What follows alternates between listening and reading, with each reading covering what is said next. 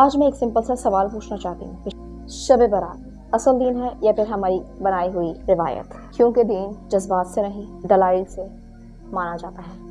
First thing first, اگر ہم قرآن کو کھول کر دیکھیں تو شب برات کا ذکر قرآن کی کسی بھی ورسز سے ثابت نہیں، نہ ہی 15 شعبان اور نہ ہی دا نائٹ آف بارات۔ اس کی نہ کوئی آیت، نہ کوئی حکم اور نہ ہی کسی قسم کی سیلیبریشن۔ قرآن صرف ایک رات کو مانگتا ہے اور وہ ہے لیلۃ القدر خیر من الف شہر، یعنی 1000 مہینوں سے افضل رات۔ اور وہ کون سی رات ہے؟ رمضان کی رات۔ اس کے علاوہ قرآن کسی اور رات کو نہ 1000 راتوں کے برابر مانتا ہے اور نہ قسمت لکھنے والی فائنل رات کہتا ہے۔ کچھ لوگ کہتے ہیں سورہ دخان کے اندر برکت والی رات کا ذکر ہے۔ So wait, let me tell you one thing.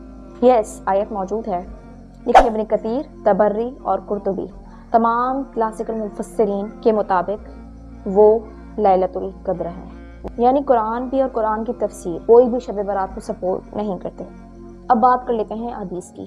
سچ بات یہ ہے کہ 15 شعبان کے حوالے سے کچھ روایت ملتی ہیں لیکن وہ ویک ہیں، جس کا مقصد یہ ہے کہ آپ فردی طور پہ ذکر اور استغفار کر سکتے ہیں، مگر اسپیشل نماز، سیلیبریشن، قبرستانوں میں جانا، سجاوٹیں کرنا، مزاروں پہ جا کے پھول چڑھانا، چادریں دینا، لنگروں کا اہتمام کرنا، پٹاخے وغیرہ، یہ سب رسول صلی اللہ علیہ وسلم سے ثابت نہیں۔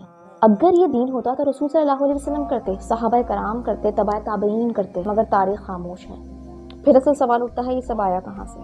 جواب سمپل ہے بھائی، یہ سب ساؤتھ ایشیا کا کلچر ہے، اس کا دین سے کوئی تعلق نہیں۔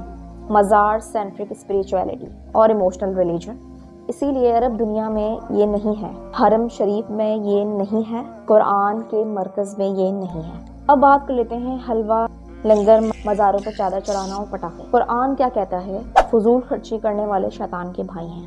پٹاخے نہ تو عبادت ہے، نہ ثواب ہے، نہ ہی سنت ہے، یہ دین کا صرف اور صرف تماشا ہے، عبادت نہیں۔ اور آپ کو پتہ ہے سب سے خطرناک بات کیا ہے؟ اللہ تعالیٰ نے جس رات کو قرآن سے جوڑا، تقویٰ کے ساتھ جوڑا، ہدایت کے ساتھ جوڑا، ہم اسے چھوڑ دیتے ہیں اور ایک ایسی رات کو سینٹر بنا دیتے ہیں جس کا قرآن میں نام تک نہیں۔ یہ مسئلہ صرف بدعت کا نہیں، یہ پریورٹیز کا مسئلہ ہے۔ اور پھر ہم کہتے ہیں کہ ہم نے اپنے بڑوں کو یا اپنے باپ دادا کو اسی پہ پایا، تو پھر قرآن کا جواب بھی سن لیجیے اس حوالے سے، یہ عذر قیامت کے دن کام نہیں آئے گا۔